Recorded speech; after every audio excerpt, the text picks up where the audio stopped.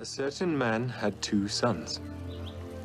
And the younger of them said to his father, "Father, give me the portion of goods that falleth to me." And he divided unto them his living.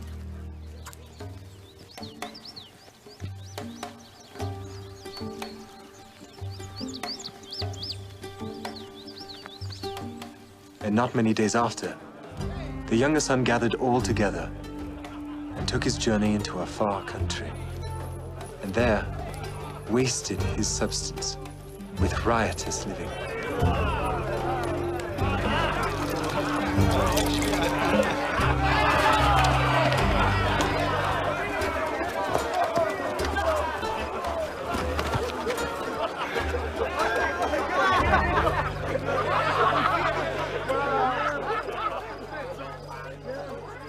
And when he had spent all, there arose a mighty famine in that land, and he began to be in want.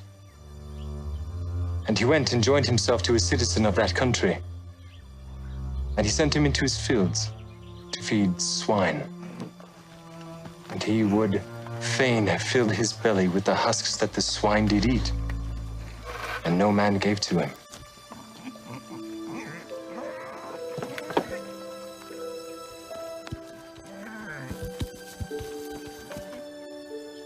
And when he came to himself, he said, "How many hired servants of my father's have bread enough and to spare? I will go to my father. I will say unto him, Father, I have sinned against heaven and before thee, and am no more worthy to be called thy son. Make me as one of thy hired servants." And he arose and came unto his father. But when he was yet a great way off, his father saw him and had compassion, and ran and fell on his neck and kissed him. And the son said unto him, "Father, I have sinned against heaven and in thy sight, and am no more worthy to be called thy son."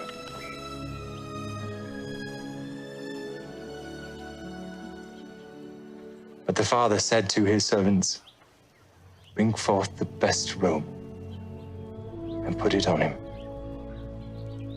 And put a ring on his hand and shoes on his feet. And bring hither the fatted calf and kill it, and let us eat and be merry. For this my son was dead and is alive again. He was lost and is found." And they began to be merry. Now his eldest son was in the field. And as he came and drew nigh to the house, he heard music and dancing. And he called one of the servants and asked him what these things meant. And he said unto him, "Thy brother is come, and thy father hath killed the fatted calf, because he hath received him safe and sound." And he was angry and would not go in. Therefore came his father out and entreated him. And he, answering his father, said, "Lo, these many years do I serve thee. Neither transgressed I at any time thy commandment, and yet thou never gavest me a kid, that I might make merry with my friends. But as soon as this thy son was come, which hath devoured thy living with harlots, thou hast killed for him the fatted calf."